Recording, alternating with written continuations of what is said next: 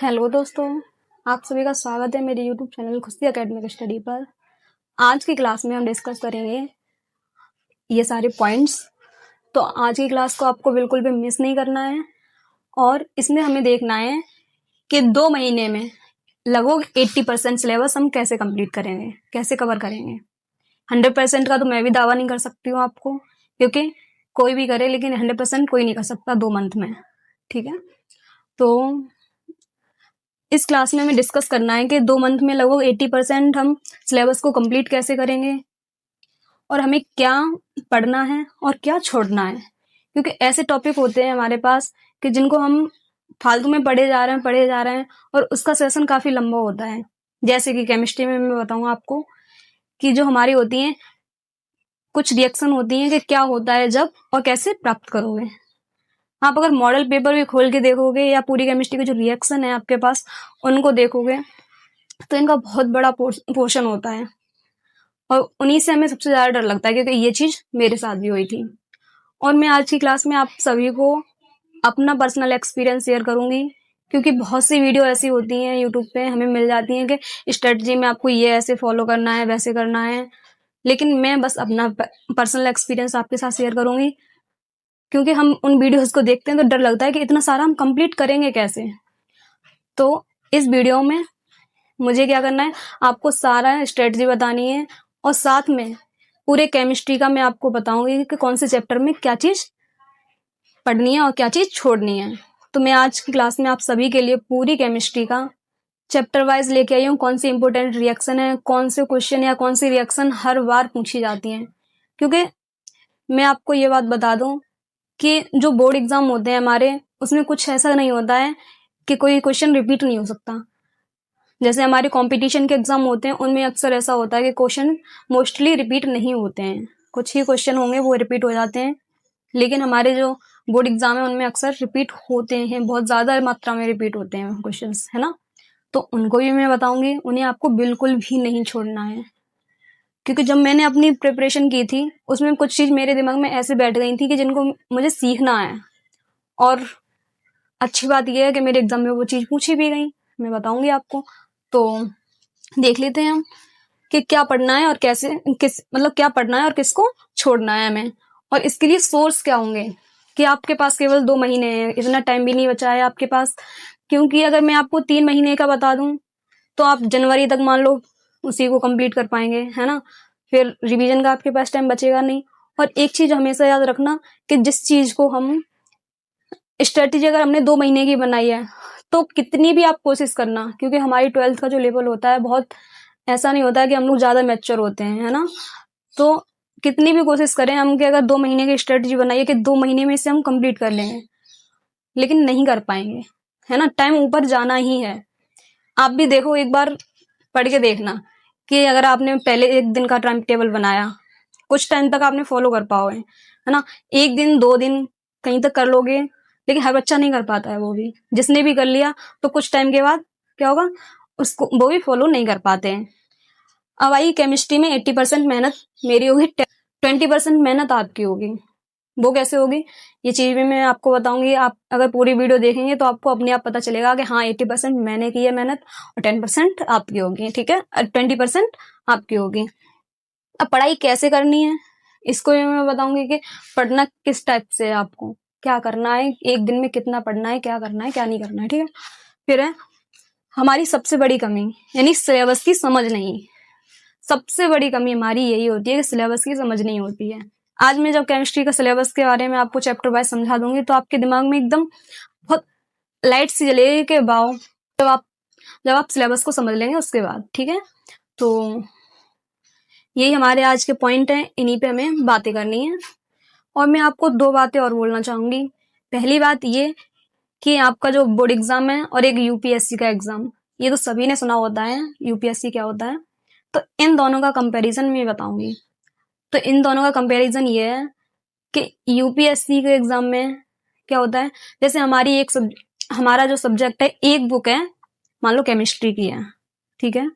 Chemistry में हमारे जो भी चैप्टर हैं, आई थिंक 12 चैप्टर हैं, मैंने सिलेबस को नहीं देखा है फिलहाल तो, लेकिन मुझे जो याद है शायद 12 चैप्टर हैं, ठीक है। तो 12 चैप्टर, इतना कम सिलेबस होता है हमारे पास एक सब्जेक्ट का, और यूपीएससी में लगभग लगभग हमें 24 सब्जेक्ट पढ़ने होते हैं, है ना।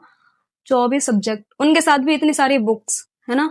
और वहां पे क्या होता है कि हर टॉपिक इंपॉर्टेंट है, हर एक टॉपिक आपको पढ़ना है। और उसमें क्या होता है, इतना ही लिखना है जितना हमें बोर्ड एग्जाम में लिखना होता, मतलब लिखना पड़ता है बोर्ड उसके एग्जाम में, जैसे हम बोर्ड एग्जाम में लिखते हैं। अब मैं आपको बताऊं कि वहां क्या होता है कि आपको 3 घंटे में आपको पेपर को पढ़ना भी है, समझना भी है, और साथ में उसको लिखना भी है। तो 3 घंटे में 4000 शब्द लिखने होते हैं। तो उसकी तुलना में क्या होता है, हमारा ये बोर्ड एग्जाम कितनी छोटी चीज है ना। और मैं आपको बताऊं कि जब यूपीएससी के लिए अगर बच्चे तैयार होते हैं तो कोई वो ज्यादा हाई लेवल के थोड़ी होते हैं। कितने मिनिमम एज कितनी होती है, 21 ईयर। और हम लोगों की वही 17-18 एग्जाम होती है। तो 3-4 साल बाद हम लोग इतनी मेहनत करने लायक हो जाते हैं। तो हम 2-3 साल पहले इतनी मेहनत नहीं कर सकते क्या? और उसके भी हमें कितने परसेंट करनी है, मुश्किल से 10 या 20% मान लो। यूपीएससी के कंपैरिजन में मात्र हमें 10 या 20% मेहनत करनी होती है। अब यूपीएससी में कभी भी, चाहे प्री ले लो या मेंस ले लो, यानी ऑब्जेक्टिव ले लो या रिटन वाला ले लो, कभी भी एक सिंगल भी क्वेश्चन रिपीट नहीं होता है। उस टॉपिक से आ जाएगा लेकिन थोड़ा घुमा के आएगा, लेकिन सेम क्वेश्चन कभी रिपीट नहीं होता। और हम लोगों के लिए कितना फायदा है कि हमें रिपीटेड क्वेश्चन मिल जाते हैं। और कुछ ऐसे क्वेश्चन होते हैं, हमारे 7 सेट आते हैं, 7 सेट में लगभग लगभग 3-4 सेट में सेम क्वेश्चन मिल जाते हैं, और वही क्वेश्चन हर साल रिपीट होते रहते हैं। तो हमारे लिए बहुत फायदा है ना। और दूसरी बात मैं ये बोलना चाहूंगी आप सभी से, आपके लिए मैं इतनी मेहनत कर रही हूँ, तो इस चीज को मैं मेहनत नहीं समझती, पहली बात। क्योंकि जो मैंने फील किया है अपने साथ में, जैसे बच्चों को बहुत ज्यादा डर लगता है कि कितना बड़ा ये एग्जाम हमें देना है, बोर्ड एग्जाम में हम कभी बैठे नहीं है ना। तो कैसा लगता होगा पेपर देते हुए। सच बताऊं, अगर आपने अच्छे से ये सब चीज पढ़ ली है, कुछ टॉपिक ऐसे होते हैं इन पे आपने अच्छे से पकड़ बना ली है, तो आपको अक्सर वो पेपर में दिख जाएंगे। और पेपर में दिख जाएंगे यानी कि आपसे रिलेटेड कोई चीज मिल गई। जैसे ऐसे समझिए, आप कहीं फंक्शन में जा रहे हैं, या फिर कहीं गेम्स वगैरह, या कुछ भी आप अनजान जगह पे जा रहे हैं, और वहां आपसे रिलेटेड कोई इंसान मिल जाए आपको, आपकी जान पहचान का, तो आपको खुशी होती है और थोड़े बहुत डर जो होते हैं वो बाहर निकल जाते हैं। ऐसे जब आप एग्जाम में बैठेंगे और पेपर आपके सामने आएगा, तो क्या होगा, कुछ क्वेश्चन आपसे रिलेटेड मिल जाएंगे कि हाँ ये आपको आते हैं, तो आपका आधा डर तो वहीं खत्म हो जाएगा, और लगेगा वाह कितना अच्छा पेपर है हमारा, है ना। तो उनको करोगे तो यहाँ से डर निकल जाएगा। अब मैं आपसे ये बोलना चाह रही हूँ कि इस वीडियो को आप देखें, पहले स्ट्रेटजी को समझें, और साथ ही साथ जितना हो सके उतने बच्चों के पास शेयर करें, अपने दोस्तों के पास शेयर करें। क्योंकि मैंने आज तक आपसे इतनी वीडियोस बनाई हैं, कभी किसी वीडियो में ये नहीं बोला है कि मेरे चैनल को शेयर कीजिए या कुछ भी कीजिए।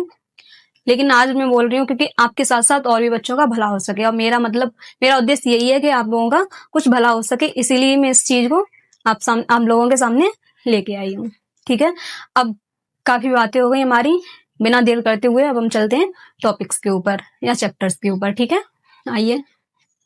तो देखिए, हमारे ये चैप्टर्स हैं कार्बनिक रसायन में, ऑर्गेनिक केमिस्ट्री में। ठीक है, इधर 6 चैप्टर होगा, चैप्टर नंबर 6 होगा आपकी बुक में, लेकिन यहाँ पे चलो मैंने नंबरिंग कर दिया 1-2 से। ठीक है, तो पहला चैप्टर जो हमारा है कार्बनिक रसायन में, सेकंड केमिस्ट्री में, वो है हेलो एल्केन एवं हेलो एरीन। दूसरा है एल्कोहल, फिनोल एवं ईथर, एल्डिहाइड, कीटोन एवं कार्बोक्सिलिक अम्ल। चौथा है एमीन, और पांचवा है हमारा डी एंड एफ ब्लॉक के तत्व। और छठवां है हमारा उपसह संयोजन यौगिक वाला चैप्टर, या उपसह संयोजी यौगिक। ठीक है, और सातवां हमारा टॉपिक है जैव अणु। तो इनमें सबसे कॉमन बात, पहली बात आपको लिख लेनी है यहीं से, कि इन सबकी कॉमन बात क्या है, कहां तक की, इन 4 चैप्टर तक की। तो इनमें क्या होता है, जैसे एथिल एल्कोहल है, एल्कोहल आ गई हमारी, एल्कोहल की, फिनॉल की, ईथर की, ऐसी एल्डिहाइड, कीटोन और कार्बोक्सिलिक अम्ल की, और अगला हमारा एमीन। इन सभी की पहली चीज क्या पूछी जाती है, प्रयोगशाला विधि। दूसरी बात, कम से कम 5 केमिकल प्रॉपर्टीज यानी रासायनिक गुण, और साथ में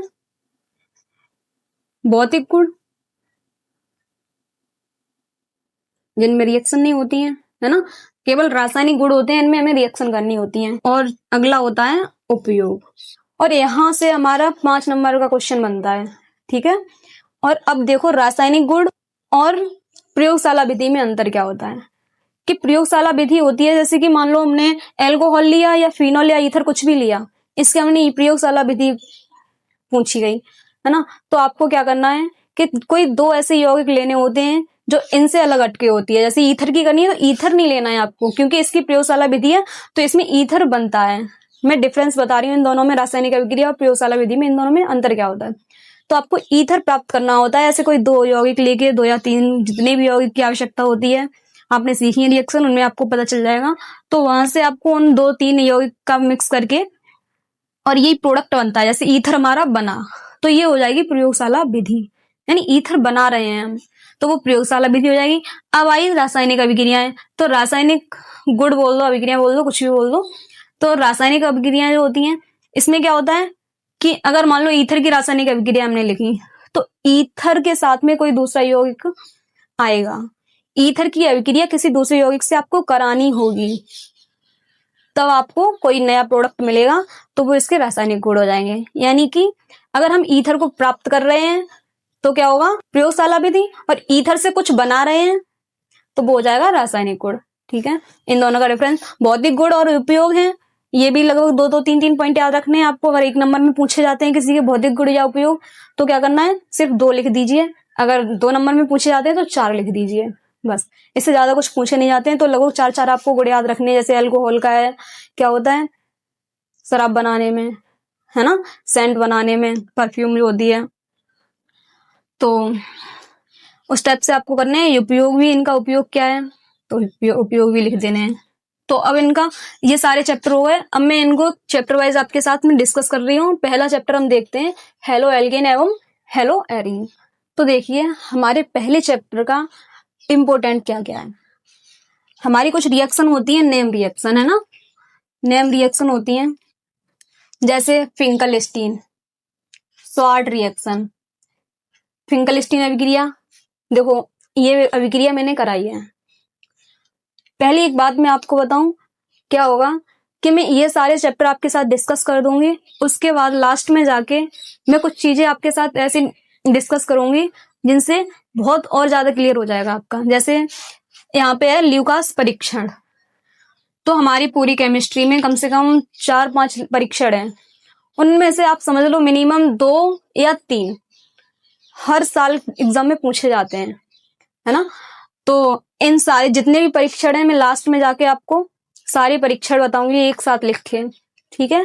साथ में जैसे हेलो एरीन की इलेक्ट्रॉन दागी प्रतिस्थापन अभिक्रियाएं, हेलो एरीन की भी होती हैं, फिनोल की भी होती हैं, कार्बोक्सिलिक अम्ल की भी होती हैं, है ना।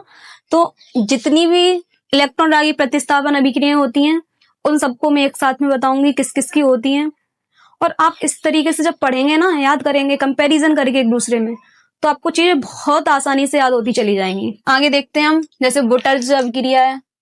तीसरी बात हमारी क्या है कि देखो कुछ रिएक्शन ऐसी होती हैं जो एक दूसरे से संबंधित होती हैं।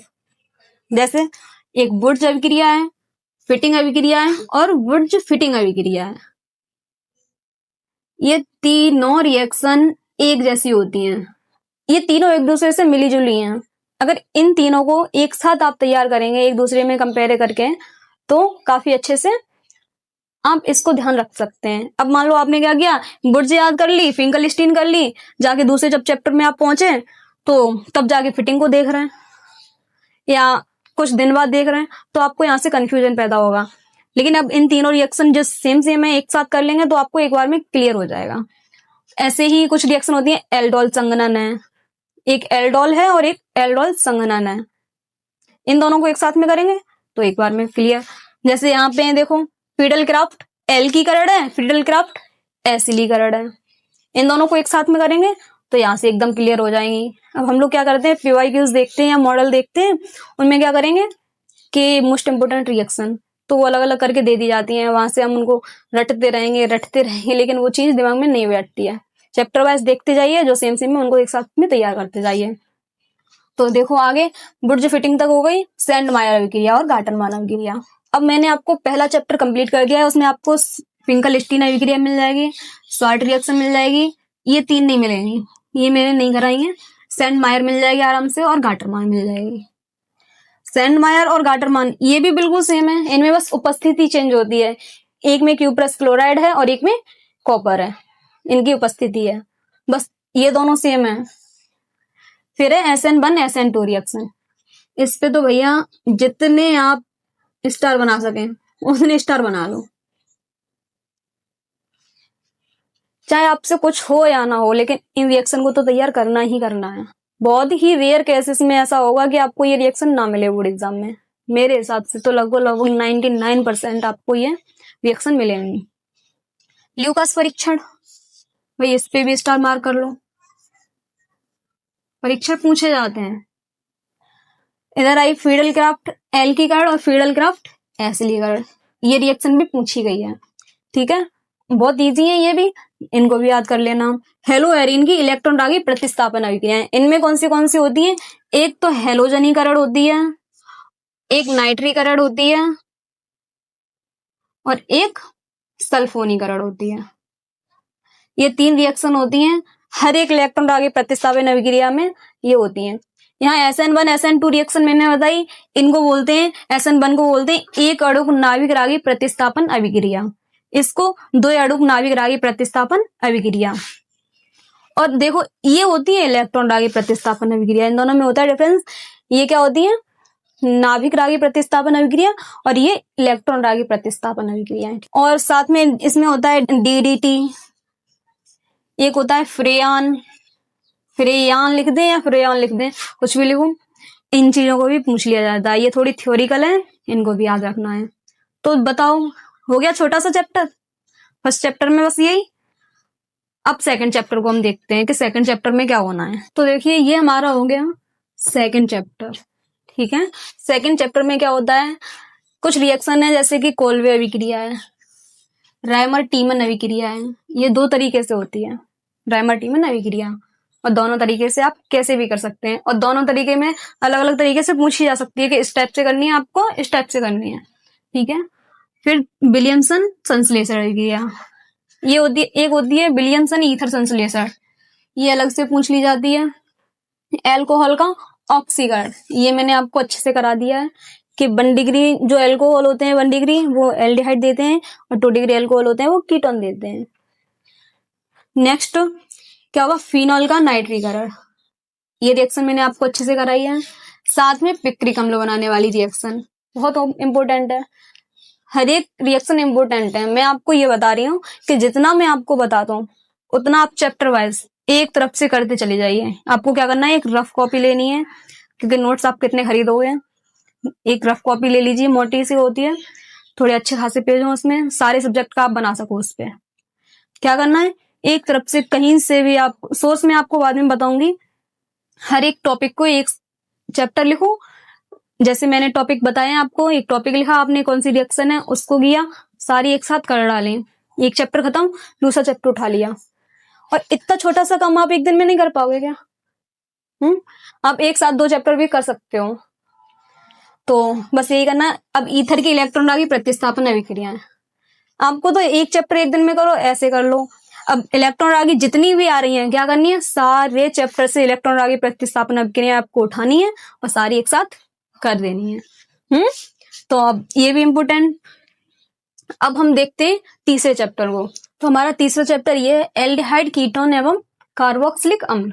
इसमें क्या है, पहली रिएक्शन हमारी एल्डोल, दूसरी एल्डोल संघनन।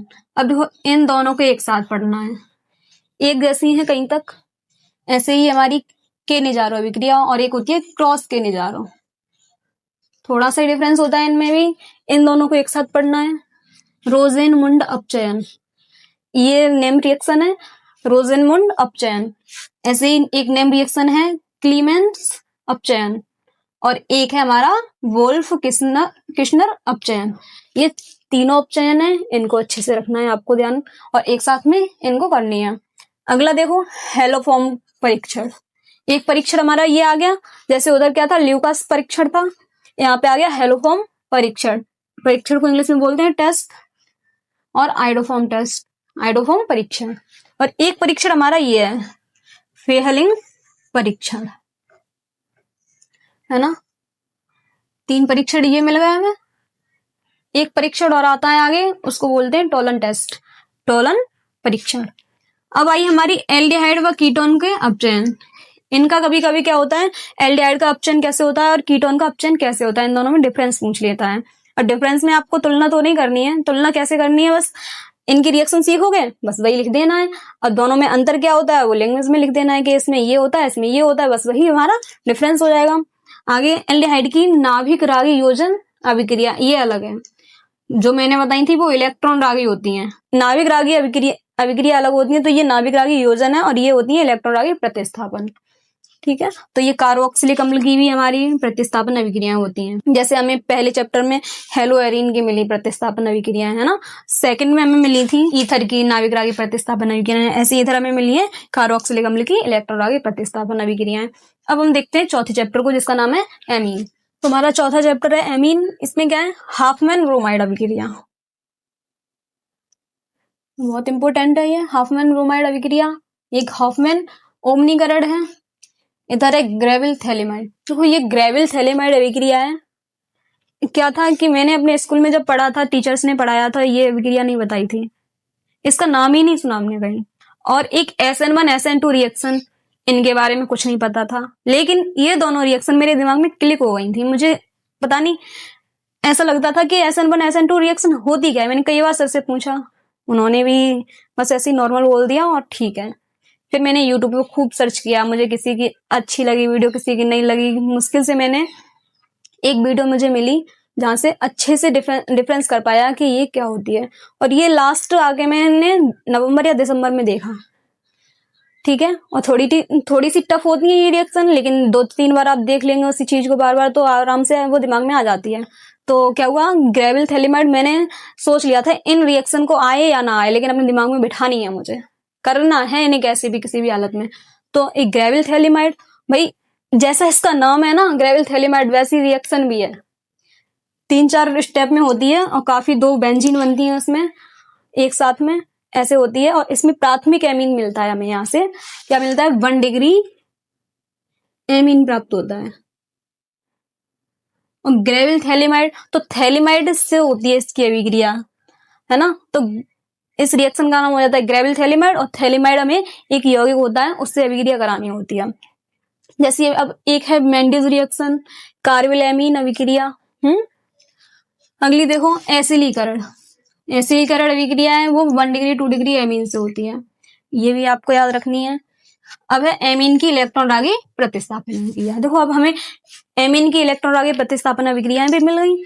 तो हमें कितने टॉपिक हो गए, देखो सबसे पहले हमने हेलोएरिन की देखी, फिर उधर ईथर की देखी, कार्बोक्सिलिक अम्ल की देखी, एमीन की देखी, और 1-2 होगी वो मैं बता दूंगी आपको। तो अब देखते हैं हम 5वां चैप्टर, उसमें क्या है, 5वें चैप्टर का नाम है हमारा डी एंड एफ ब्लॉक के तत्व। मैंने ये अपना ऐसे लिखा है, ठीक है। जो रिएक्शन वाला पोर्शन था वो मैंने आपको बोर्ड पे अच्छे से समझा दिया है। अब मैं कुछ क्वेश्चंस हैं जो इम्पोर्टेंट हैं वो मैंने लिख लिए हैं, तो मैं वो आपको बता दे रही हूँ, ठीक है।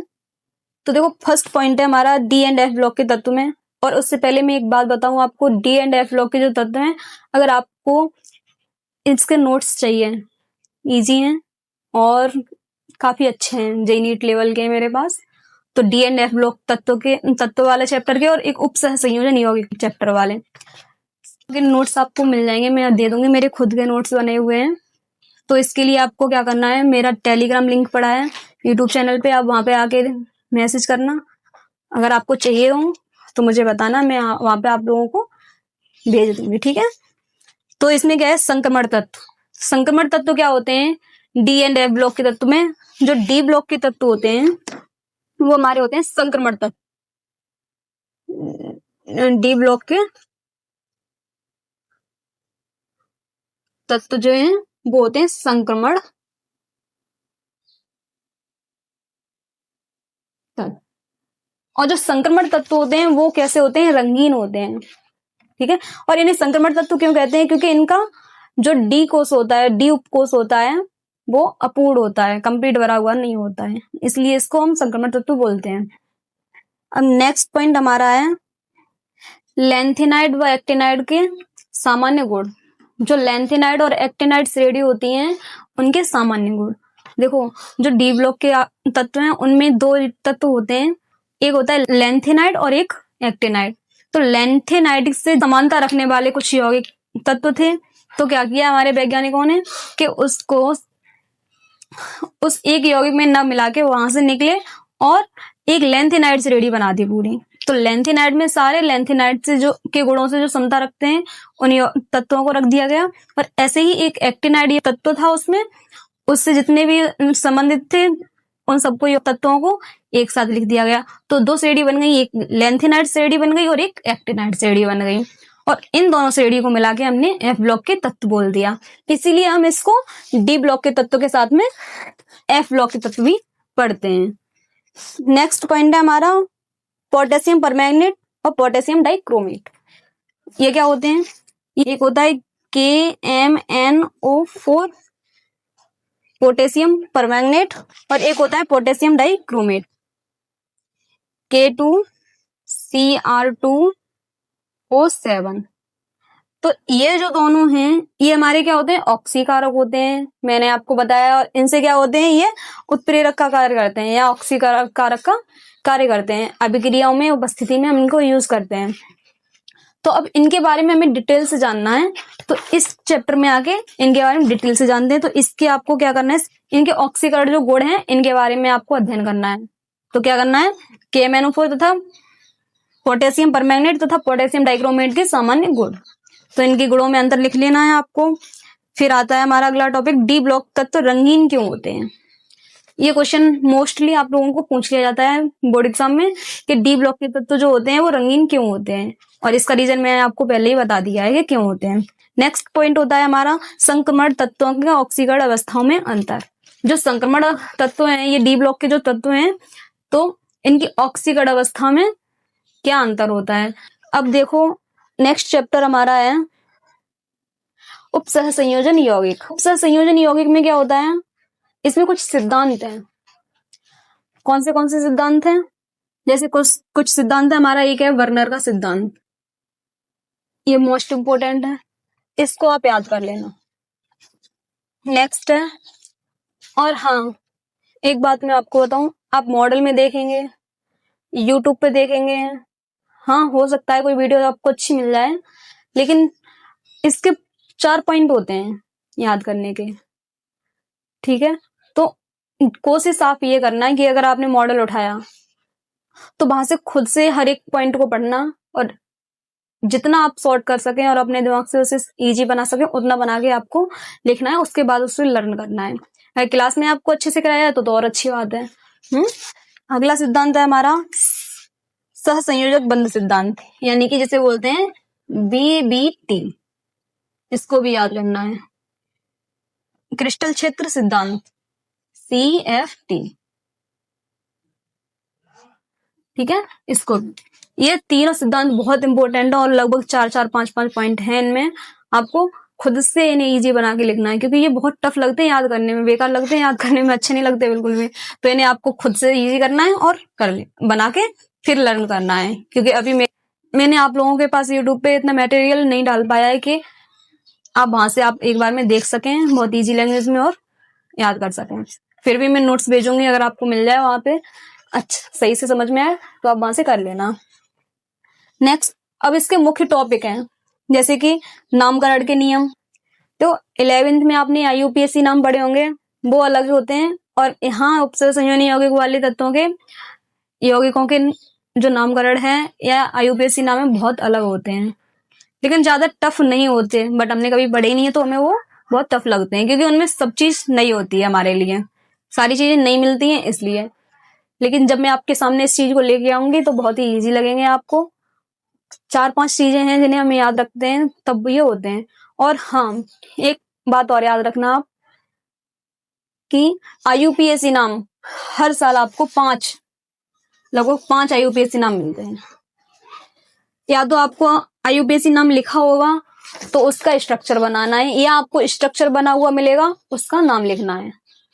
उपसह संयोजन वाले यौगिक का यूपीएससी नाम होते हैं जो, वो भी आपको शायद 2 मिलते हैं, 5 नहीं मिलेंगे, ये 2 मिलते हैं। या तो आपको यौगिक का नाम लिखा होगा, यौगिक लिखा होगा, उसका नाम लिखना है क्या होगा, या नाम लिखा होगा तो उसको यौगिक में चेंज करना है।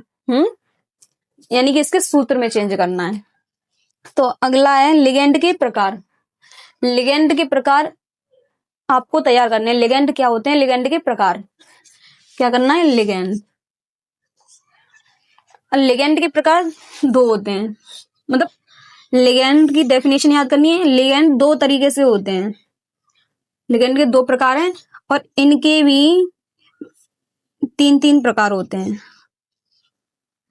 लिगेंड के प्रकारों के 2 आधार होते हैं और 3-3 उनके 3-3 प्रकार होते हैं। ठीक है, तो इनको आप मॉडल से ही देख लेना, मॉडल से ही ज्यादा सही से समझ में आ जाएगा। अगर यूट्यूब पे अच्छी वीडियो मिल जाए तो काफी अच्छी बात है, स्कूल में समझाया हो तो और अच्छी बात है। आगे देखते हैं हम सहसंयोजन संख्या। ये टॉपिक आपको याद करना है। एक है बंध निर्माण का की व्याख्या, इनके बंध निर्माण कैसे होते हैं इनकी व्याख्या करनी है, ये चीज सीखनी है। अब लास्ट चैप्टर हमारा बचता है जैव अणु। तो जैव अणु में मैं आपको बता दूं उसमें क्या है। देखो जैव अणु के बारे में क्या है कि जैव अणु वाले चैप्टर में हमें मिलते हैं कार्बोहाइड्रेट्स, प्रोटीन्स, वसा और विटामिन। इसमें 4 टॉपिक हैं। क्या क्या है, पहला है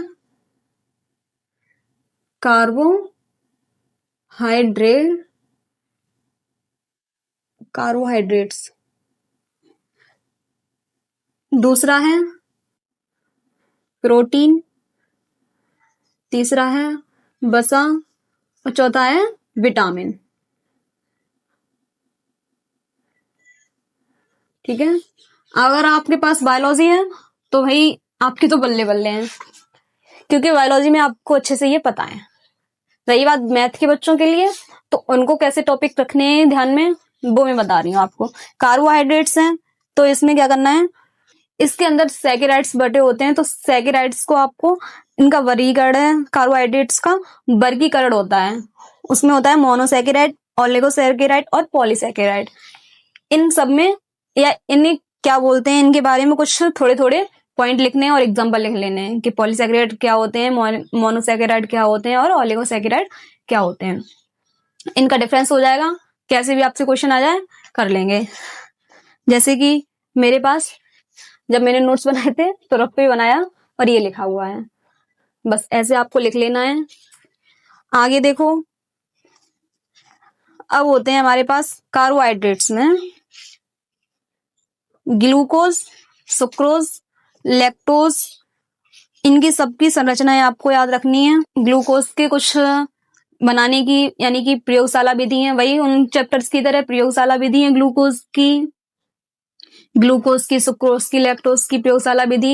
इनमें से 2-3 टॉपिक का आपको, जैसे अल्कोहल, फिनॉल, ईथर थे, तो ऐसे ही ग्लूकोज, सुक्रोज, फ्रक्टोज वगैरह है, ये सब इनकी प्रयोगशाला विधि, रासायनिक गुण, भौतिक गुण और उपयोग, ये चीजें आपको तैयार कर लेनी है और स्ट्रक्चर अच्छे से ध्यान रखना है। ठीक है, तो बस इसमें इतना ही है। और रही बात प्रोटीन की, इनमें एमिनो अम्ल भी होते हैं कुछ, तो एमिनो अम्ल के बारे में भी आपको थोड़ा देख लेना है।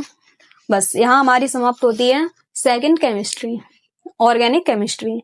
मैंने आप सभी को हर एक चैप्टर के हिसाब से चैप्टर में क्या क्या इंपॉर्टेंट है वो डिटेल में बता दिया है। अब आपको क्या करना है, मुझे 2-3 टॉपिक पे बात और करनी है आपसे। अब सबसे पहले बात हम करते हैं कि हमें किन किन बातों पर फोकस नहीं करना है। जब हम तैयारी करेंगे अपनी, तो सबसे पहले हमें क्या छोड़ना है, यही वाली रिएक्शन कि क्या होता है जब, या कैसे प्राप्त करोगे। इस टॉपिक को बिल्कुल दिमाग से निकाल देना है, क्योंकि ये जो अभिक्रियाएं हैं वो हमेशा अथवा में पूछी जाएंगी, ज्यादातर अथवा में पूछी जाती हैं। एक अथवा में ये होता है कि क्या होता है जब, ये पूछ लिया जाएगा, या फिर इसमें से ये पूछ लिया जाएगा कि कैसे प्राप्त करोगे। इन दोनों चीजों को एक ही क्वेश्चन में नहीं पूछा जाएगा आपसे। और इसका अथवा होगा, उसमें आपको या तो नेम रिएक्शन पूछ ली जाएंगी 3 या 4, या फिर कोई अच्छा सा टॉपिक पूछ लिया जाएगा, या कोई न्यूमेरिकल वगैरह पूछ लिया जाएगा फर्स्ट केमिस्ट्री से। ऐसे ही हमारे आते हैं आईयूपीएसी नाम। IUPAC नाम भी अथवा में पूछे जाते हैं। जो जो पॉसिबल है उसको अच्छे से करना, लेकिन सबसे बड़ी बात यही मैं बताऊंगी कि IUPAC नाम तो आप कर लें तो ज्यादा अच्छा है, क्योंकि इजी भी है। लेकिन ये क्या होता है, जब कैसे पप करोगे बहुत बड़ा टॉपिक हो जाता है, और इनको कितनी रिएक्शन आप याद रखोगे। जो इम्पोर्टेंट है वो तो याद रख लो ना, ये ज्यादा बेस्ट है हमारे लिए। अब जब भी आप तैयारी कर रहे हैं तो हमें क्या क्या बातें याद रखनी है, जैसे कि मैंने आपको बताया था ग्रेविल थैलीमाइड विधि थी। अब क्या होता है, हमने रिएक्शन तो सीख ली, ठीक है, लेकिन उसके नाम क्या है वो हमें याद नहीं रहता। जब हम पेपर करने जाएंगे तो हमें क्या दिखेगा कि नाम देख लेंगे, रिएक्शन नहीं पढ़ी हमने। जब आगे अगर घर पे चेक करते हैं तो वो रिएक्शन हमें आती है, बस नाम नहीं पता था, है ना। कुछ ऐसी बातें होती हैं कि नाम पता है, खूब दिमाग में घुमा है, आपकी आंखों के सामने से कई बार निकला हुआ है, लेकिन आपको रिएक्शन याद नहीं आ रही है। तो सबसे पहला फोकस आपको क्या करना है कि जिस भी टॉपिक को पढ़ें उसको हमेशा याद रखें, इस चीज को रिलेट रखें कि इसमें करना क्या है, ठीक है। नेक्स्ट बात हमारी है, एक टॉपिक उठाएं, जितने भी टॉपिक की आपके पास इलेक्ट्रॉन दागी प्रतिस्थापन अभिक्रियाएं होती हैं सबको एक साथ लिख लें। अब इनमें सभी में 3 होती हैं, कौन सी, हेलोजनीकरण, नाइट्रीकरण और सल्फोनीकरण। किसी किसी में 1-2 नहीं होती हैं, वो आप जब करेंगे तो अपने आप पता चल जाएगा कौन सा माइनर होता है, कौन सा मेजर होता है, ऑर्थो वाला मेजर है या पैरा वाला मेजर है, वो चीजें आपको कंपेयर करना है। किस रिएक्शन में किसकी उपस्थिति है वो चीजें आपको याद रखनी है ना। तो इनमें अगर आप कंपेरिजन करके याद करेंगे तो काफी अच्छे से याद होंगे और एक साथ सारे टॉपिक तैयार हो जाएंगे। नेक्स्ट बात हमें याद रखनी है कि सभी इलेक्ट्रॉन दागी प्रतिस्थापन अभिक्रिया, ये तो होगी सभी परीक्षण, जैसे हमारा ल्यूकास टेस्ट था, है ना, टॉलन टेस्ट था, फेलिंग टेस्ट था और हेलोफॉर्म टेस्ट था, आइडोफॉर्म टेस्ट था, है ना। तो इन सारे टेस्ट को क्या करना है, एक साइड से टॉपिक स्टार्ट करना है आपको और सारे टेस्ट को एक साथ में लिख लेना है, फिर उनका भी कंपैरिजन करके आपको याद रखना है। यहाँ से क्या होगा कि आपको नाम भी याद रहेगा और किस रिएक्शन में क्या करना है ये भी अच्छे से याद रहेगा। फिर क्या करना है, जो नेम रिएक्शन है, नेम रिएक्शन जो सेम है उनको एक साथ में लिखना है और उनका कंपैरिजन करके याद रखना है। जितनी रिएक्शन मैंने बताई है आपको वो एक तरफ से ही आपको नोट कर लेनी है। वैसे ज्यादातर मैंने आपको साथ में ही लिख दी है कि कौन सी एक दूसरे से मैच कर रही है, वो पास में लिखी है तो पास में आ ही जाएंगी। लेकिन उनमें भी आप एक काम कर सकते हैं, जितनी सेम रिएक्शन थी उनको एक तरफ से कंप्लीट कर देना है और फिर बाद में जो अलग अलग हैं सब एक दूसरे से, उनको उनके आगे स्टार्ट कर देना लिखने में, तो आपको आइडिया रहेगा कि यहाँ से यहाँ तक की एक जैसी हैं। अब जैसे मैंने अपना ये लिख के रखा है ऐसे ही बोर्ड पे मैंने आपको लिखा है, आप भी नोट कर लेना और टिक करते जाना कि आपने कितना कितना तैयार कर लिया है, ठीक है। अब एक बात और बताऊं मैं आपको कि जितना भी आपने याद किया उसमें आपको क्या करना है कि जितनी भी चीजें आपको इजी लगती हैं, जिनको आपने कई बार पढ़ चुके हो, 1-2 बार पढ़ चुके हैं या आपके दिमाग में उन चीजों के बारे में है, उन रिएक्शंस को, उस टॉपिक को सबसे पहले याद करना है आपको। क्योंकि जो चीज हमें पता है उसको एक बार रिवाइज करके अलग बैठा दो ना, अलग रख दो, काम खत्म, उसका लास्ट में देख लेंगे। हाँ, अगर आप क्या करेंगे कि जो चीज नहीं आ रही उस पर ज्यादा अभी फोकस करें तो ये ज्यादा आपके लिए बेस्ट नहीं है, क्योंकि ये मेरा खुद का एक्सपीरियंस है। ऐसे ही हम क्या करते हैं पेपर में अक्सर क्या होता है कि जो क्वेश्चन हमें नहीं आ रहे होते हैं तो उनको हम क्या करते हैं, उनको पहले करने लगते हैं कि अभी अभी हम पढ़ के आए हैं तो इसको हम पहले कर लें, कहीं छूट ना जाए। अब उस पर आप सोचने में टाइम बिताएंगे, इससे अच्छा जो आपको अच्छे से आ रहा है उसको कर लो ना पहले। तो उससे आप पहले कर लेंगे तो क्या होगा कि आपका जो बोझ है वो खत्म होता चला जाएगा और आपको एक पॉजिटिव थिंकिंग आएगी कि अरे हमारा ये क्वेश्चन हो गया, ऐसे याद करोगे तो हमें इतना याद हो गया, तो इससे आपके अंदर पॉजिटिव वाइब्स आएंगी, है ना। तो ये आपके लिए बेस्ट है कि जो चीज काफी हद तक आपको पता उसको पहले कवर करके अलग रख दें साइड में, उसके बाद नई चीज को उठाएं। एक चैनल के बारे में मैं बता रही हूँ जहां से मैंने 12th में अपनी तैयारी करी। एक चैनल आपको मिलेगा आशीष सिंह लेक्चर्स, यूट्यूब पे भी मिल जाएगा। वो सर क्या करते हैं, उन्हीं से मैंने भी पढ़ा था, तो वो सर क्या करते हैं दिसंबर में या फिर नवंबर में अपना एक बैच लॉन्च करते हैं, 1 महीने का या 45 दिन का, जिसका नेम होता है रफ्तार बैच। तो वो लॉन्च करते हैं, उसमें क्या होता है 1 महीने या 45 दिन की स्ट्रेटजी होती है उनकी, एक लेक्चर में यानी 1 शॉट रहता है उनका, जो इम्पोर्टेंट है उसको कवर कराते चले जाते हैं। और अगर आपने कुछ भी नहीं पढ़ा है फिर भी उनकी क्लास समझ में आएगी, यानी बेसिक टू हाई कराते हैं वो। ठीक है। उनकी तो यूट्यूब पे भी बहुत सारी वीडियोस हैं, वहां से आप देख सकते हैं। उससे बेस्ट है अगर आप उनका परचेज कर सकें बैच तो वहां से परचेज कर लें एप्लीकेशन पे जाके और रफ्तार बैच में इनरोल हो जाएं। अगर आपका सिलेबस वगैरह कंप्लीट हो गया है तो ये इसको करें तो ज्यादा बेस्ट है। अब मैं अपना बताऊं कि मैंने कैसे तैयारी की। देखो, सबसे पहली बात मैं आपको बताऊं, मैं बचपन से लेकर 12th तक पढ़ी, कभी मैंने छुट्टियां नहीं ली स्कूल की। लेकिन वो 11th में मेरी सिंगल छुट्टी नहीं, 10th में मेरी एक छुट्टी हुई थी, 9th में कोई छुट्टी नहीं। फिर बात आई 12th की। छुट्टी मैंने लाइफ में अगर कभी ली है तो 12th में आके ली है। लगभग 1 महीने की तो ली होंगी। दिसंबर से मैंने छुट्टी लेना, 1-2 दिन जाती, उसके बाद छुट्टियां। उसमें मैंने क्या किया था कि केमिस्ट्री तो मेरी इनके बैच से हो गई थी, रफ्तार वाले बैच से। फिजिक्स को मैंने उठाया। फिजिक्स में मैंने स्कूल वाले जो नोट्स थे, सच बताऊं मैंने अलग रख दिए क्योंकि मुझे उनसे कुछ भी समझ में नहीं आता था। सबसे पहले मैंने क्या किया, एक कागज पे जितने भी डेरिवेशन होते हैं, लगभग 150 के समथिंग डेरिवेशन है हमारी दोनों फिजिक्स को मिला के।